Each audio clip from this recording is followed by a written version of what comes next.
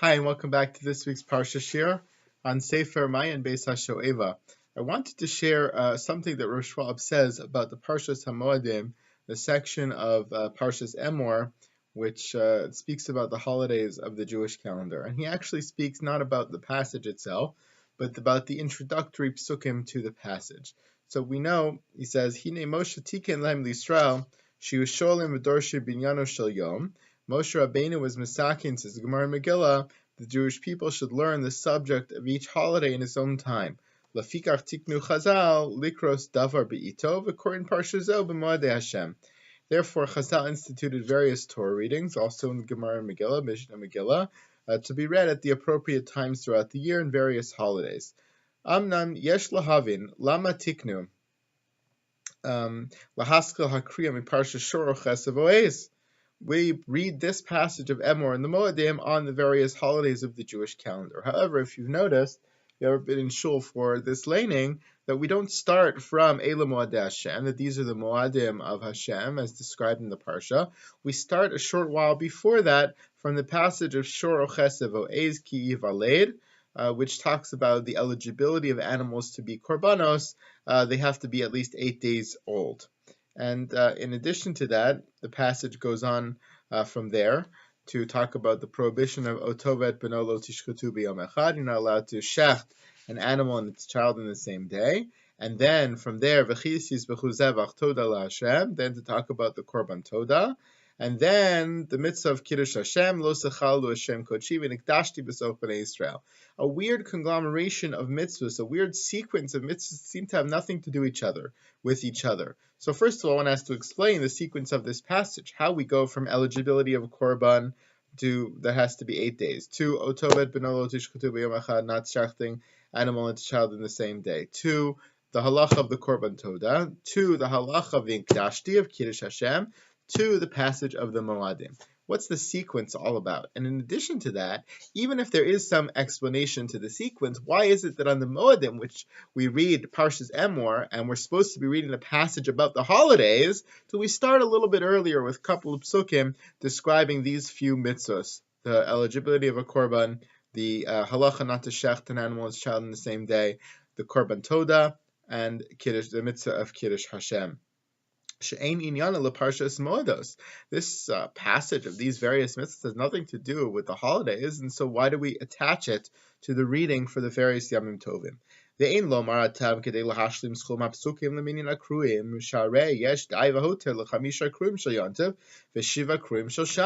say that we needed more psukim so we could get the requisite amount of pasuk per aliyah. We have plenty of psukim in Parshas HaMoados itself. We have enough psukim to split into 5 aliyahs for Yontiv, 7 aliyahs for Shabbos. Why add the passage of Shor Chesed Vo'ez and all of its mitzvos to the passage of the Moadim, which we read every holiday? And he answers as follows: V'naktim levar hemshech haksuvim shemaschil bedin mechusar zman bedin osovas beno mamshich bedin korban soda mesayim mitzvahs kiddush Hashem. Let's first, he says, explain the sequence of this passage, and then we'll understand why we read this passage attached to the Parshas HaMoadim every Yontif that it comes up. V'nira shinei al pasuk v'niktashti pirush Rashi v'sor atzmecha v'kadesh shemi. Rashi explains that the mitzvah of Kiddush Hashem is the mitzvah that we should sanctify God's name in life. That's one of our main goals. And we should go so far with that mitzvah that even if it means someone's taking away our life, we would still use that opportunity to sanctify the name of Hashem. And Rashi adds that this mitzvah, v'niktashti, is the purpose that we were taken out of Egypt for, the reason for Yetzias Mitzrayim. It's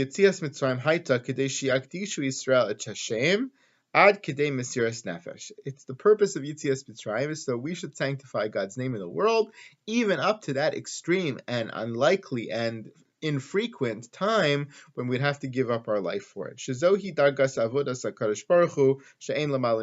the highest level of service to Hashem, and one is willing to give themselves up for the sake of the honor and the glory of Hashem.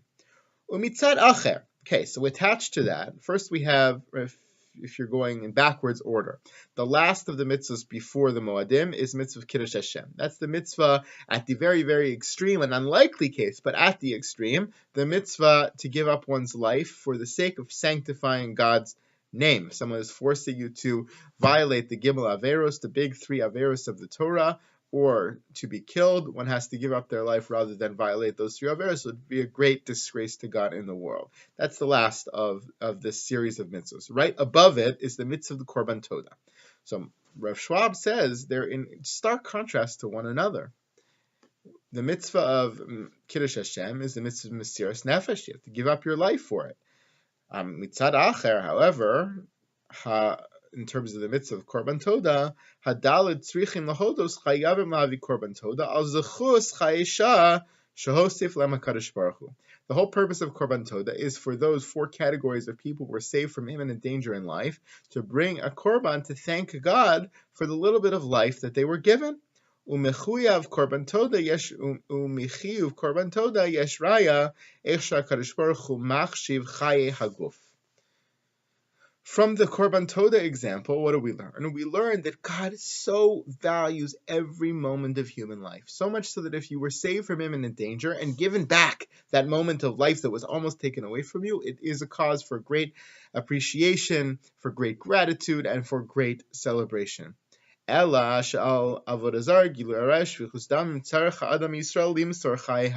juxtaposition of these 2 mitzvahs in the series, the Mesiras Nefesh mitzvah of Kiddush Hashem and the appreciation of life mitzvah of the Korban Todah, teaches us an important lesson, he says.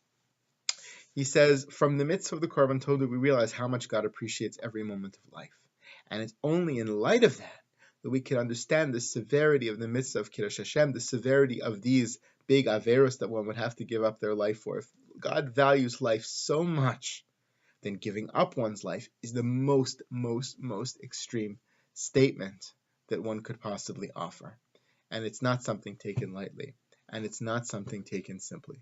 If you worked for a boss or you had a God who didn't care too much about life and didn't value life very much, so that God or that boss asks you to give up your life, okay, so to them it's not a big deal. Some life is valuable, not valuable, a little bit of each, so go ahead, give up your life. But to a God life, for whom life is precious, so much so that you have to bring a Korban Todah to express appreciation for Chayesha, for a little bit of life given to you. If that God is asking you to be Moser Nefesh in those extreme cases, it means God is very serious about the mitzvah of Kiddush Hashem. That's what this juxtaposition teaches us. Now he goes further. V'gam yuvan bazeh mashikdima Torah mitzvahs hayashivas yem tachas imo ve'isra otovas beno. Now we understand the other 2 mitzvahs in this sequence. The mitzvah of the eligibility of an animal has a korban only after 7 days with its mom, and the mitzvah of Tanat Shecht, an animal, and its child in the same day. She'inyan mechusar zman mara chashivus chaya olam hazeh gam lebehemos ubali chayim v'kal b'chomer lemin ha'enoshishu tachlis habriya v'gam zeh inyan akdam l'chiyuv kiddush Hashem. These animal mitzvahs are showing the preciousness of life of an animal, that we have to value life so much that you're not allowed to shecht a parent and its child in the same day.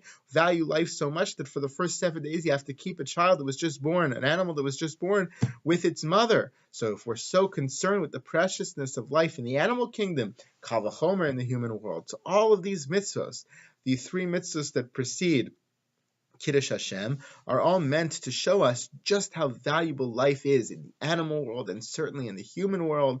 It's all a build-up to the mitzvah of Kiddush Hashem to show its greatness and its severity.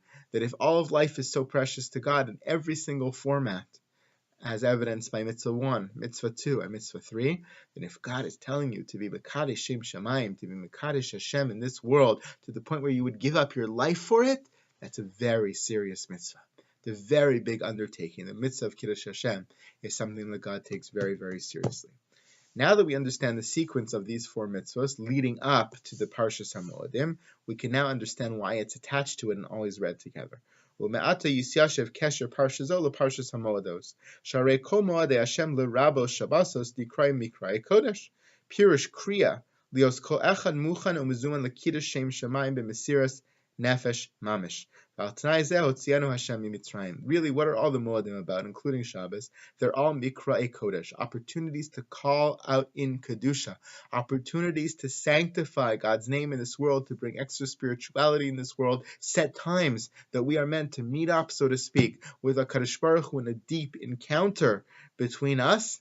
And if that's true, the whole Parshat Moedos, their purpose is Kiddush Hashem. The purpose of all these holidays in the Jewish calendar and the Shabbos and the cycle of the week is to bring greater Kiddush Hashem, to bring greater Kedusha to the world, to call out in Kodesh, Mikra'e Kodesh, to call out God is holy in this very mundane world. And so now you could certainly understand how the four mitzvahs that precede it are all meant as a lead up to that.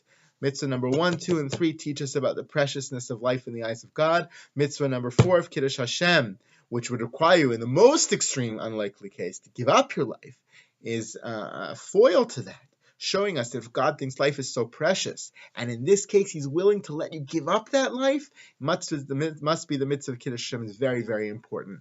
All of that is the preamble to Elim Moadei Hashem.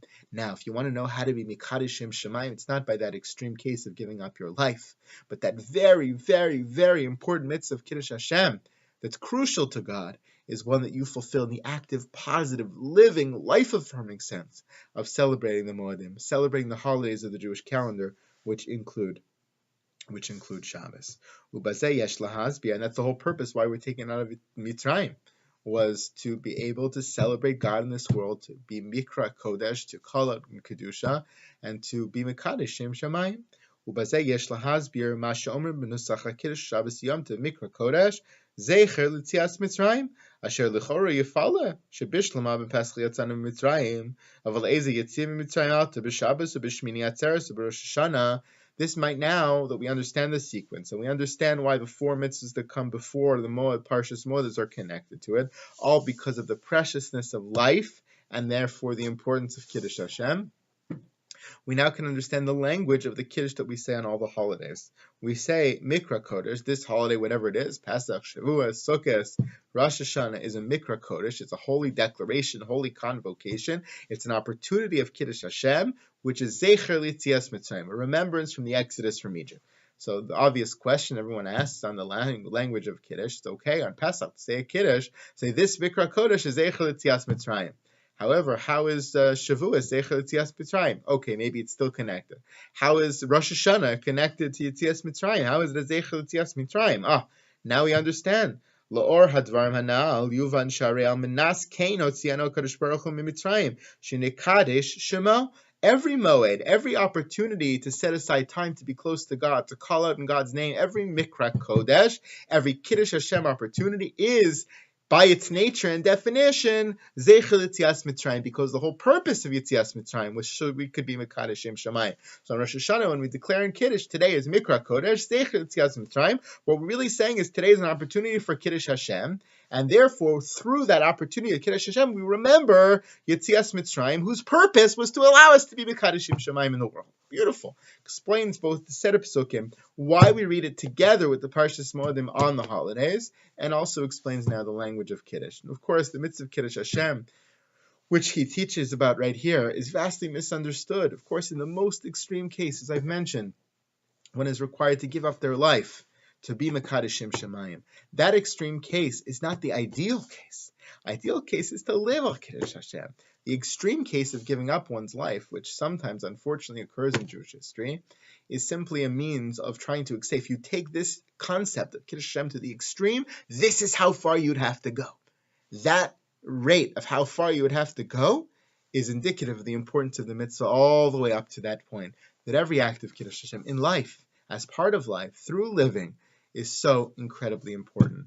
To take advantage of those opportunities we have, not just on the Moedim, not just on the holidays, not just on Shabbos, not just on the Mikra'e Kodesh, those large Kodesh moments, but every moment in between that comes our way. Shabbat Shalom.